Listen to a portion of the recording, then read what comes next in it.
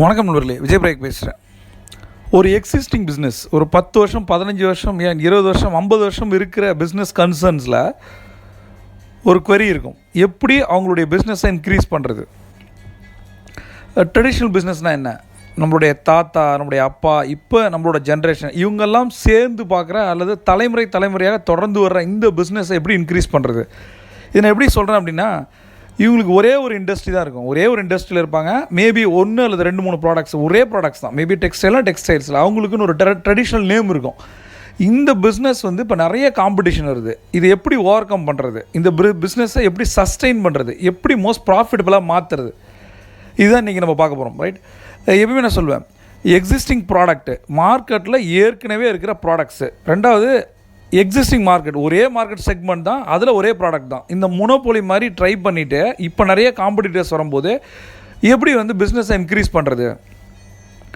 எப்பவுமே சொல்லுவேன், நீங்கள் ட்ரெடிஷ்னலாக இருங்க, தப்பே கிடையாது. ஆனால் ட்ரெண்டியாக நீங்கள் ட்ரெடிஷ்னல் ப்ராடக்ட்ஸை கொடுங்க, இல்லை உங்கள் ப்ராடக்ட்ஸ் ட்ரெடிஷ்னலாக இருக்கட்டும், பட் ட்ரெண்டியான விஷயங்களை பண்ணுங்கள். மக்களை ரீச் அவுட் பண்ணுறதுக்கு என்ன, மேபி ஒரு அட்வர்டைஸ்மெண்ட்டோ, இப்போ என்னென்ன விஷயங்கள் மாற்றும் போது நம்மளுடைய ட்ரெடிஷ்னல் பிஸ்னஸ்ஸு எல்லா காம்படிட்டர்ஸையும் வின் பண்ணி ஒரு ப்ராஃபிட்டை கொடுக்கும். இதுதான் இன்றைக்கி நம்ம யோசிக்க வேண்டிய விஷயம். இப்போ நான் என்னோடய கிளைண்ட்டை சொல்லுவேன், ஒரு டெக்ஸ்டைல் கிளைண்ட்டு, ரொம்ப ட்ரெடிஷ்னல் கிளைண்ட்டு. அவங்க என்னென்னா ஒரே ப்ராடக்ட் தான், எக்ஸிஸ்டிங் ப்ராடக்ட்டு. அவங்க மார்க்கெட்டில் ஒரு 30 to 40 years எக்ஸ்பீரியன்ஸு, நல்லா எல்லாமே தெரியும். பட் இப்போ காம்படிஷன் வேறு மாதிரி இருக்கு இல்லையா? இப்போ இவங்க எப்படி இதை ஓவர் கம் பண்ணுறது? அப்போ நான் அவங்கள்ட்ட கிளைண்ட்டை சொல்கிற விஷயம் என்ன, 2. ஒன்று, எப்பயுமே பீப்புள்கிட்ட நான் சொல்கிறது என்ன அப்படின்னா, என்னோடய பிஸ்னஸ் சித்தாந்தமே more people more business more profit. More people more business more profit. நிறைய பீப்புள் வரணும், நிறைய மக்கள் வரணும் நம்மளுடைய ஷாப்புக்கு, நம்மளுடைய பிஸ்னஸ் கன்சர்ன். நிறைய பீப்புள் வரணும். அவங்க கம்மியாக பர்ச்சேஸ், அந்த பர்சன்டேஜ் ஆஃப் மார்ஜின் கம்மியாக இருந்தாலும் நிறைய பேர் வரும்போது நம்ம ப்ராஃபிட் இன்க்ரீஸ் ஆகும். ப்ராஃபிட் வருதோ இல்லையா, பீப்புள் வந்துட்டு போகணும். அப்போ தான் இப்போ நிறைய மார்ஜின் வச்சு பீப்புள் வராமல் ஒரு பிஸ்னஸ் நடக்கிறது, 2 பிஸ்னஸ் நடக்கிறது மாதம், இந்த மாதிரி அப்ரோச்சை நான் விரும்புறதில்ல பொதுவாக. இப்போ நான் என்ன சொல்கிறேன் அப்படின்னா, எப்படி ட்ரெடிஷ்னல் பிஸ்னஸை சக்ஸஸ் பண்ணுறது அப்படின்னா, மக்களுடைய ஃப்ரீக்வன்சி ஆஃப் கன்சம்ஷன் என்னது, மக்களை வாங்க வைக்கணும். அதுதான் நம்ம பிஸ்னஸ். நம்ம ரைட்டு, மக்களை தொடர்ச்சியாக நம்மளோட ப்ராடக்டை வாங்க வைக்கணும். இப்போ காம்படிட்டர்ஸை விட அதிகமாக வாங்க வைக்கணும். அதுக்கு என்ன பண்ணணும்னா, நாம் அந்த எக்ஸிஸ்டிங் மார்க்கெட்டை விட்டு வெளியில் வர மாட்டோம். அப்போ என்னோடய கிளைண்ட்டை சொல்லுவேன், சார் நான் எப்பயுமே நான் சொல்கிறது MSI அப்படின்னு சொல்லுவேன், multiple streams of income, multiple sources of income. நிறைய பண்ணுங்கள் பிஸ்னஸ்ன்னு. ஒரு டெக்ஸ்டைல் கிளைண்ட்டு, ரொம்ப ஃபேமஸான டெக்ஸ்டைல் கிளைண்ட்டு, தமிழ்நாட்டில் மிகப்பெரிய டெக்ஸ்டைல் கிளைண்ட்டு. அவர் சொல்லுவார், சார் இதுதான் பிஸ்னஸ்ஸு, இதை விட்டு நாங்கள் வர மாட்டோம். இப்போ இருக்க யங்கர் ஜென்ரேஷன் கூட அப்படி தான் இருக்காங்க. அவங்களோட தாட் ப்ராசஸ் மாற்றம் இல்லை, அது அவங்களோட வியூவில் கரெக்ட். ரைட், இந்த ப்ராடக்ட்டை சக்ஸஸ் பண்ண நம்ம என்ன பண்ணணும்? இதுதான் என்னோட இண்டஸ்ட்ரி, இதை விட்டு நான் வெளில வர மாட்டேன், எனக்கு இதுதான் தெரியும். ரைட், இந்த ப்ராடக்ட் எப்படி சக்ஸஸ் பண்ணுறது? இப்போ நான் என்ன சொல்லணும்னா, ரைட், ஒரே இண்டஸ்ட்ரி தான் இருப்போம், ஒரே ப்ராடக்ட் தான் பண்ணுவோம், ஆனால் ப்ராஃபிட் வரணும் அப்படின்னா சிம்பிளான விஷயம். ஒன்று, நம்மளுடைய ப்ராடக்டோட டிசைனை மாற்றுறது. சரியா? இப்போ நம்ம ட்ரெடிஷ்னல் ப்ராடக்டை நம்ம மார்க்கெட்டில் வச்சுருந்தாலும் கூட அதை ட்ரெண்டியாக மக்கள்கிட்ட கொண்டு போய் சேர்க்கணும். அதுக்கு என்ன பண்ணணும் அப்படின்னா, முதல்ல பேக்கேஜிங் டிசைனை மாற்றணும். பேக்கேஜிங் டிசைன்ஸ் இப்போ இருக்க ட்ரெண்டி பொசிஷன். அதனால சொல்கிறேன், மார்க்கெட்டை அனலைஸ் பண்ணுங்கள், காம்படிட்டர்ஸ் அனலைஸ் பண்ணுங்கள். அவங்க மார்க்கெட்டில் இப்போ என்ன தேவைகள் இருக்குது, மார்க்கெட்டில் என்ன ட்ரெண்டியாக மூவ் ஆகிட்டு இருக்கு. இப்போ நம்மளோட ப்ராடக்ட் அதை அடிக்கணும் அப்படின்னா நம்ம என்ன பண்ணோம், நம்மளோட பேக்கேஜிங் டிசைனை கம்பல்சரி மாற்றணும். இப்படி என்ன மாதிரி மாற்றலாம்? 2 விதமாக மாற்றலாம். ஒன்று, பேக்கேஜிங் டிசைன் சைஸை கம்மி பண்ணலாம், இல்லை அதிகப்படுத்தலாம், எல்லாமே பண்ணணும். இப்போ 100 ரூபா நம்மளோட ப்ராடக்ட் அப்படின்னா, இப்போ பாருங்கள், ஷாம்புலாம் இப்படி சாஷையில் வந்துச்சு பாருங்கள். கெவின் கேரோடைய சக்ஸஸ் சாஷையில் கொடுத்தது. அது மாதிரி நாம் என்ன பண்ணலாம்னா, நம்மளுடைய ப்ராடக்ட் 100 ரூபா அப்படின்னா 10 ரூபா 20 ரூபா இல்லை 5 ரூபா, இந்த மாதிரி மக்களை, லோயர் மிடில் கிளாஸ் பீப்புளை ரீச் பண்ணுறதுக்கு முடிகிற மாதிரி அதை ஒன்று பண்ணலாம். ரெண்டாவது, ப்ரைஸ் டிஃப்ரென்ஷியேட் பண்ணலாம். எப்பயுமே நம்ம ப்ராடக்ட் சைஸை கம்மி பண்ணாலே நம்ம ப்ரைஸ் கம்மியாகிடும். அப்போ மக்களை ஈஸியாக ரீச் பண்ணலாம். இது ஒன்று வைக்கணும். ரெண்டாவது விஷயம் என்ன பண்ணலாம், முதல் விஷயம் என்ன, பேக்கேஜிங் டிசைனை மாற்றலாம், கொஞ்சம் அட்ராக்டிவாக கொஞ்சம் பண்ணி அதோட காஸ்ட்டை கம்மி பண்ணலாம். ரெண்டாவது விஷயம் என்ன பண்ணலான்னா, நம்ம சீசன் பிஸ்னஸ் பண்ணுறோமான்னு பார்க்கணும். அது கொஞ்சம் இன்னும் ட்ரெண்டியாக இருக்கும். சீசன் பிஸ்னஸ்னால் என்ன, ஒரு Christmas, new year, Deepavali, Pongal, Ramzan, Bakrid, இந்த மாதிரி ஃபெஸ்டிவல்ஸ்க்கு நம்மளோட ப்ராடக்டை டிசைன் பண்ணுறது. மேபி ஒரு நியூ இயர்னால் அதுக்கு என்ன போடலாம், ஈவன் ஒரு வேலண்டைன்ஸ் டே கூட, இது மிகப்பெரிய மார்க்கெட். ஒவ்வொரு நாளும் happy mother's day, happy father's டே, இந்த மாதிரி என்ன சொல்கிறது, ஹாப்பி நாய்க்குட்டி டே, இந்த மாதிரி எல்லா டேவிலையும் நம்மளோட ப்ராடக்டை வேறு வேறமாக பண்ணலாம். சரியா? அப்போ என்ன புதுசாக மார்க்கெட்டில் நம்ம ஒரு ஆடை ப்ரொமோட் பண்ணும்போது இந்த ஹாப்பி நாய்க்குட்டி டே எப்படி இருக்கும், நாய்க்குட்டிக்குன்னு ஒரு டேட்டை ஃபிக்ஸ் பண்ணி நம்மளே மார்க்கெட்னே அப்படி தானே, கார்பரேட்ஸோடைய மைண்ட் செட்டே அப்படி தானே, நம்ம வந்து புதுசாக ஒன்று கிரியேட் பண்ணணும்.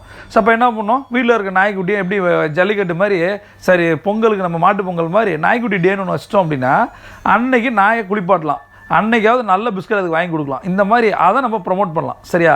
இன்றைக்கி நாய்க்குட்டி டேவில் எங்கள் பிஸ்கட்டை நீங்கள் சாப்பிடுங்க அப்படின்னு. இது எப்படி இருக்குது, இது ஃபன்னாக இருந்தாலும் கூட நீங்கள் ஒர்க் பண்ண வேண்டியது ஃபெஸ்டிவல் டேஸில் இது நல்ல ஒரு ரிசல்ட்டை கொடுக்கும். ஏன்னா தீபாவளி பொங்கல்ன்றது மக்கள் வந்து நிறைய வாங்குவாங்க. அதில் அந்த ஒகேஷனில் நம்ம என்ன பண்ண போகிறோம், ரைட்? அடுத்தது என்ன பண்ண போகிறோம், 2 விதமான முக்கியமான ஸ்ட்ராட்டஜிஸ் இருக்குது. ஒரு இன்டர்நேஷ்னல் கம்பெனி அவங்க வந்து இந்தியாவுக்கு வந்தாங்க, அவங்க லீடிங் கம்பெனி, அந்த ப்ராடக்ட்டே ஒரு கெத்தான ப்ராடக்ட்னு வச்சுங்களேன். அது ஒரு ஸ்டேஷ்னரி ப்ராடக்ட்ஸ். அது இந்தியாவுக்கு லான்ச் பண்ணும்போது சென்னைக்கு வந்திருந்தாங்க. அந்த பிஸ்னஸ் ஹெட் எனக்கு தெரியும். அவங்க வந்து ஃபஸ்ட் அப்ரோச் பண்ணது இங்கே யாரெல்லாம் பார்க்கலாம் அப்படின்னு சொன்னோன்னே, அவங்க மோஸ்ட் ப்ராஃபிட்டபிள் கம்பெனி இந்த வேர்ல்டு, ரைட்? அவங்க வந்து இப்போ நான் ஒரு 2-3 இதை சொன்னோம், இந்த மாதிரி இவங்கன்னு. பிஸ்னஸ் மேனை பார்த்துன்னு அவர் ஆடி போயிட்டார், அந்த இன்டர்நேஷ்னல் பிஸ்னஸ் ஹெட்டு. அவர் எனக்கு கால் பண்ணி சொன்னார், நம்மளோட ப்ராடக்ட் வந்து சார் மார்க்கெட்டில் வந்து 170 rupees கொடுக்குறோம், மார்க்கெட் ரேட்டு 170. இதை நம்ம 100லேருந்து 120, 30 வரைக்கும் கொடுக்குறோம். 100, 10, 20, 30 வரைக்கும் கொடுக்குறோம், 40 rupees மார்ஜின். ஆனால் நீங்கள் சொன்ன அவர் என்கிட்ட எவ்வளோ திரும்ப ரேட்டு கேட்டார் அப்படின்னு கேட்டாங்க. எவ்வளோ கேட்டாங்க? 40 ரூபாய்க்கு கொடுங்க அப்படின்னு சொன்னார். நான் ஒரு நிமிஷம் ஆடி போயிட்டேன் சார். ஏன்னா நம்மளோட காஸ்ட்டே 70 rupees. 70 rupees ப்ராடக்ட் மார்க்கெட்டில் 170க்கு போயிட்டுருக்கு. அது ரீட்டைலர் மூலமாக போகிறதால அவங்களுக்கு மார்ஜின் போகுது. நம்மளோட அடக்கமே 70 ரூபா, அவர் கேட்டது 40 ரூபா. நான் உடனே சிரிச்சிட்டு சொன்னேன், என்ன உங்களை காலி பண்ணிட்டாரா அப்படின்னு சொன்னேன். அப்புறம் என் கூட இருந்த ஒரு என்ன நண்பர் சொன்னார் என்கிட்ட, சார் என்ன சார் ஒரு இன்டர்நேஷ்னல் கம்பெனி ஆடி போக வச்சிட்டாரு நம்பால் அப்படின்னு. டவுன் சவுத் பர்சன், அவர் டவுன் சவுத்துலேருந்து வந்திருக்கவர். பட் இது சரியாக தப்பா? சில கடைக்காரங்கள்ட்ட நம்ம போகும்போது நம்மளோட ப்ராடக்டை சர்வீஸை அடிமாடு விலையில் கேட்குறாங்க. நமக்கு அது ப்ராஃபிட் வரலனாலும் கொடுக்கணுமா வேணாமா? இந்த கேள்விக்கு நம்ம பதிலை நீங்கள் தான் முடிவு பண்ணணும். ஆஸ் அ பிஸ்னஸ் ஓனர்ஸை ஒரு ப்ராடக்டே சர்வீஸே நம்ம கொடுக்கும்போது கட்டுப்படி ஆகுமா ஆகாதா? சில லாஸ்க்கு கொடுக்கலாமா? இப்போ 70 ரூபா அடக்கம் ஆகுது, அந்த ப்ராடக்ட் 40 ரூபாய்க்கு அவங்க கேட்குறாங்க, இதை கொடுக்கலாமா வேணாமா? அப்புறம் நான் அந்த நண்பரை சந்தித்து நம்ம பேசணும், இந்த கம்பெனியோட ஒரு கார்பரேட் ஹெட்டை கூட்டு வச்சு பேசி இது என்னென்ன நடக்குதுன்னு சொல்லிட்டு, அதே 70 rupeesக்கு கொடுக்கப்பட்டது. அடக்க விலை 70 ரூபா கொடுத்தாலும் கூட அதில் 10லேருந்து 20 ரூபா லாஸ். ஏன்னா அந்த ப்ராடக்ட் நம்ம டிரான்ஸ்போர்ட்டேஷன் இந்த மாதிரி விஷயங்கள், லேபர்ஸ் இந்த மாதிரிலாம். அதனால் பட் நான் என்ன சொன்னேன், கம்பல்சரி அந்த இடத்துல வேணும் அப்படின்னு சொன்னேன். அதில் இது வந்து ஒரு மைனஸாக இருக்கலாம், நம்மளோட லாபம் குறைக்கப்பட்டிருக்கலாம், இல்லை நஷ்டத்துக்கு நம்ம கொடுக்கலாம். ஆனால் இந்த இடத்துல 2 விஷயங்கள் நடக்குது. ஒன்று, கையிலே காசு. அந்த ஷாப்போட மிகப்பெரிய அட்வான்டேஜ் என்னென்னா கையிலே கேஷ். நம்ம மற்ற ரீட்டைலர்ஸ்ட்டு நம்ம கொடுத்து கொஞ்சம் கொஞ்சமாக காசு வாங்கி அதுக்கு இன்ட்ரெஸ்ட் அதிகமாகிறத விட லாபம் கம்மி அல்லது நஷ்டம்னா கூட சில இடங்களில் நம்ம அதை கொடுக்கலாம். அதை எந்தெந்த இடங்கள் நம்ம தான் முடிவு பண்ணோம். எல்லோரும் இவர மாதிரியே கேட்க மாட்டாங்களா? ஒரு 70 ரூபா அடக்க விலை ப்ராடக்டாக எல்லாருமே 40 ரூபாய் கேட்க மாட்டாங்க. அதை கேட்குறாங்கன்னா எவ்வளோ ஒரு கெத்து இருக்கும். அப்போ அந்தளவுக்கு உங்களுக்கு பிஸ்னஸ் வந்து போகும், ரைட்டா? இப்போ என்ன பண்ணணும்னா அந்த 2 வேர்டு என்ன அப்படின்னா, கண்டிப்பாக அந்த ப்ராடக்ட் அவைலபிலிட்டியை காட்டணும். நம்மளோட ப்ராடக்ட்டு கண்டிப்பாக மார்க்கெட்டில் எங்கே இருக்குதுன்னு தெரியணும். இதை நான் சொல்லுவேன், அவைலபிலிட்டி, இன்னொன்று விசிபிலிட்டி. இப்போ அந்த மாதிரி ஒரு பெரிய ஷாப்புக்கு போகும்போது என்ன ஆகும்னா, நம்மளோட ப்ராடக்ட் அவைலபிள் ஆகிட்டே இருக்கணும். நம்ம ஆடு கொடுத்தோம் அப்படின்னா அது எங்கே போய் பார்ப்பாங்க? பெரிய ஹைப்பர் மார்க்கெட்டில், சூப்பர் மார்க்கெட்டில், மாலில் கண்டிப்பாக இருக்கணும். 2வது விஷயம் அப்படின்னா விசிபிலிட்டியாக இருக்கணும். அதுக்கு நம்ம என்ன சொல்கிறோன்னா, அதை நம்ம பேசணும், டெர்ம்ஸ் அண்ட் கண்டிஷனை பேசணும். நம்ம ஏற்கனவே லாஸ்ட்டில் தான் அந்த ப்ராடக்ட் கொடுக்குறோன்னா அவங்கள்ட்ட சொல்லலாம், ஐயா நாங்கள் மார்க்கெட்டில் காலுன்றதுக்கு 1 to 2, 3 years ஆகும். பட் உங்களை மாதிரி ஒரு ரெப்யூட்டட் கன்சர்னில் உங்கள் வைக்கும்போது எங்களோட ப்ராடக்ட் நல்ல விசிபிலிட்டி ஆகுது. அதுக்கு விசிபிலிட்டின்ற ஒரு விஷயத்துக்கு நிறைய ரூல்ஸ் அண்ட் ரெகுலேஷன்ஸ் இருக்குது. நம்ம விசிபிலிட்டிக்குன்னு நம்ம பணம் தரோம். பட் இந்த இடத்துல நம்ம ஏற்கனவே லாபம் கம்மியாக கொடுத்துருக்கோம். பட் என்ன மாதிரி டேர்ம்ஸை பேசலாம்? நம்மளுடைய மிக முக்கியமான விஷயம் பிஸ்னஸ் கம்யூனிகேஷன், பிஸ்னஸ் நெகோசியேஷன். நீங்கள் உங்கள் ப்ராடக்டை சர்வீஸை ஒரு ரீட்டைல் ஷாப்பில் கொண்டு போய் சேர்க்கும் போது என்னென்ன டேர்ம்ஸ் அண்ட் கண்டிஷன் இன்னும் தெரிஞ்சுக்கணும். நம்மளோட காம்படிட்டர்ஸ் என்னென்ன கொடுக்குறாங்களோ அதை எப்படிலாம் பிரேக் பண்ணலான்றதை நம்ம பிளான் பண்ணணும். இது வரைக்கும் நம்ம என்னென்ன விஷயங்கள் பார்த்தோன்றது ஒரு ரீகேப் பண்ணலாம் நண்பர்களே. எக்ஸிஸ்டிங் இண்டஸ்ட்ரியில் இருக்கும் ஒரே ஒரு ப்ராடக்ட் தான் பண்ணுறோம். நம்ம எம்எஸ்ஐ பண்ண மாட்டோம், மல்டிபிள் ஸ்ட்ரீம்ஸ் ஆஃப் இன்கம் பண்ண மாட்டோம். ஒரே பிஸ்னஸை தான் நாங்கள் பண்ணுவோம். அதை எப்படி சக்ஸஸ் பண்ணலாம் பண்ணுறது? இது ஒரு ட்ரெடிஷ்னல் பிஸ்னஸ்னால் நம்மளோட அப்ரோச் கண்டிப்பாக ட்ரெண்டியாக இருக்கணும். இப்போ இருக்க மார்க்கெட்டில் product traditional, but trendy approach, advertising, marketing, branding இந்த மாதிரி பண்ணணும்.